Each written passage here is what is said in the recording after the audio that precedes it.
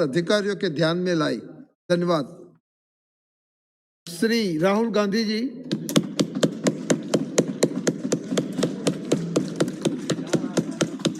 Thank you, Chairman Sir, for allowing me to speak on Speaker Sir, for allowing me to speak on the presidential address.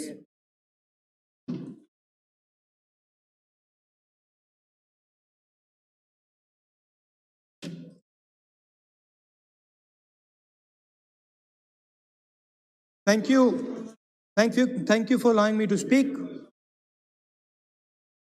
I felt that the presidential address should have been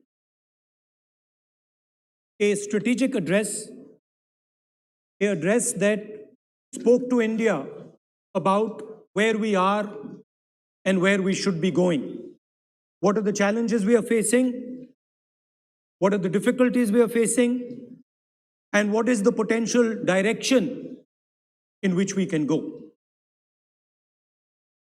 Unfortunately, the presidential address was a long list of things that the government claims to have done, but didn't really contain the deeper strategic issues that we would have liked to see.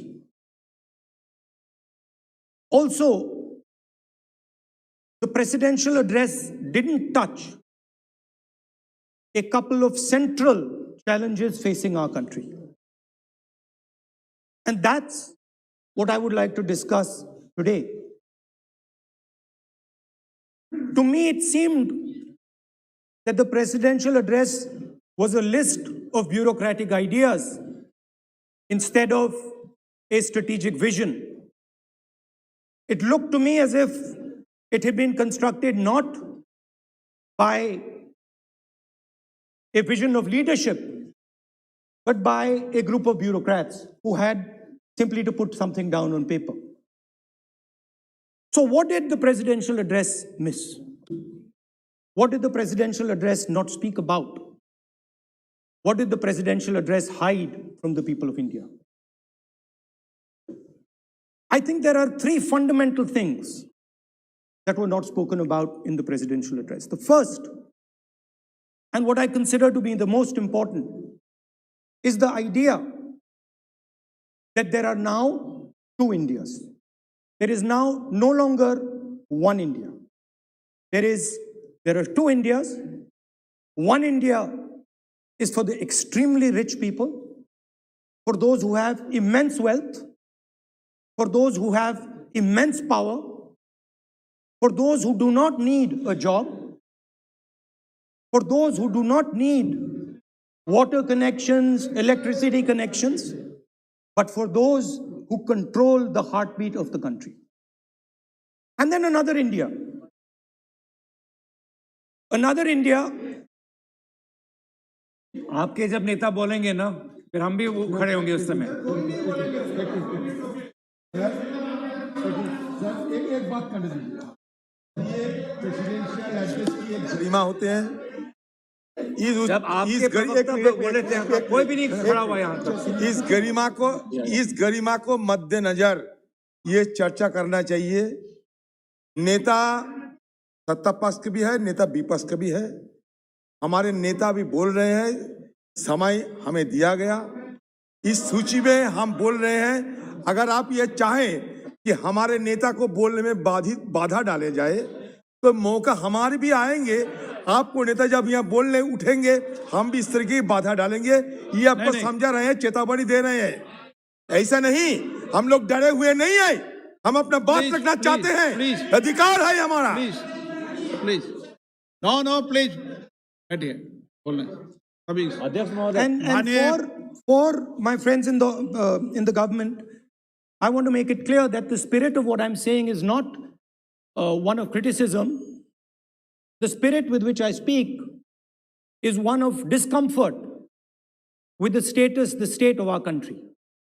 And the spirit with which I speak is one where I am worried about what is happening to the country. So you must not take it as a criticism. Take it as a citizen of the country who is concerned about what is going on. धन्यवाद। तो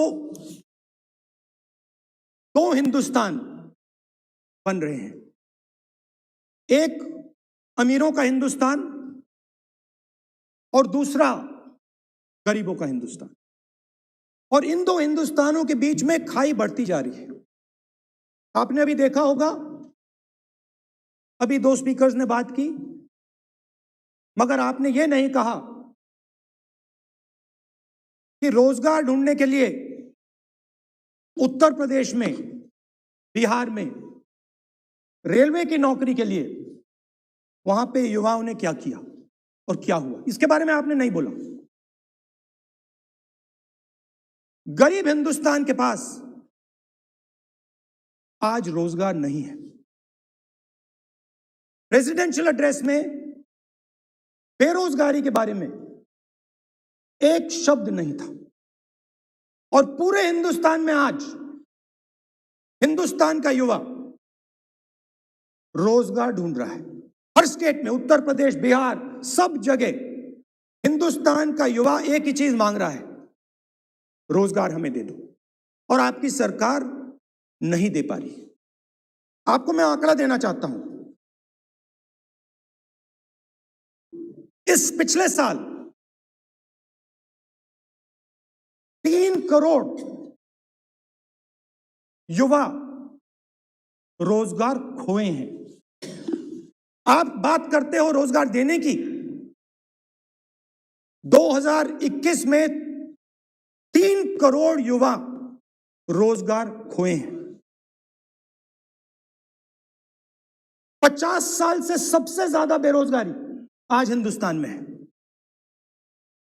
आपने make in India की बात की, startup India की बात की, मगर जो रोजगार हमें, हमारे युवाओं को मिलना चाहिए वो नहीं मिला, और जो था वो गायब हो गया। और ये सच्चाई है, और इस सच्चाई को आप भी पहचानते हो, क्योंकि आपने भी अपने भाषणों में रोजगार के बारे में कुछ नहीं कहा। कितना रोजगार पैदा किया गया है, किस प्रकार किया गया है, उसके बारे में आपने नहीं बोला, और आप बोल भी नहीं पाएंगे, क्योंकि अगर आप बोलेंगे तो हिंदुस्तान का युवा आपकी ओर देख के कहेगा ये मजाक कर रहे हैं। तो ये स्थिति पैदा कैसे हुई? ये दो हिंदुस्तान पैदा कैसे हुए?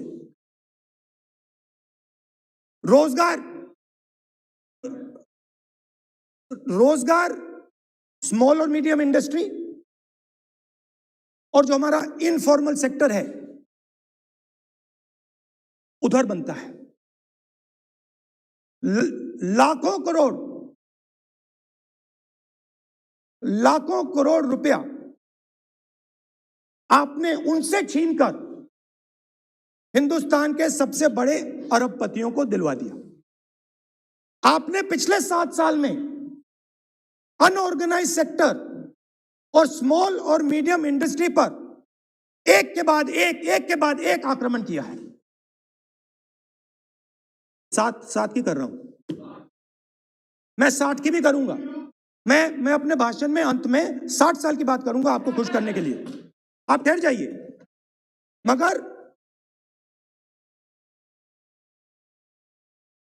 असंगठित जो सेक्टर है उस पर आपने आक्रमण किया। कैसे किया? नोटबंदी, गलत जीएसटी और कोरोना के समय जो सपोर्ट उनको देना था आपने नहीं दिया। नतीजा क्या हुआ? नतीजा यह हुआ कि आज 84% हिंदुस्तान के लोगों की आमदनी घटी है और वो तेजी से गरीबी की ओर बढ़ रहे हैं। यूपीए की सरकार ने, आपने पूछा 60 साल की बात आपने कही, यूपीए की सरकार ने 23 करोड़ लोगों को गरीबी से निकाला था 10 साल में। हमारा आंकड़ा नहीं है, हमारा आंकड़ा नहीं है, हमारा आंकड़ा नहीं है। सब जानते आप हंसिए, हमारा आंकड़ा नहीं है, यह सच्चा आंकड़ा है। 27 करोड़ लोगों को हमने गरीबी से निकाला था और 23 करोड़ लोगों को आपने गरीबी में वापस डाल दिया।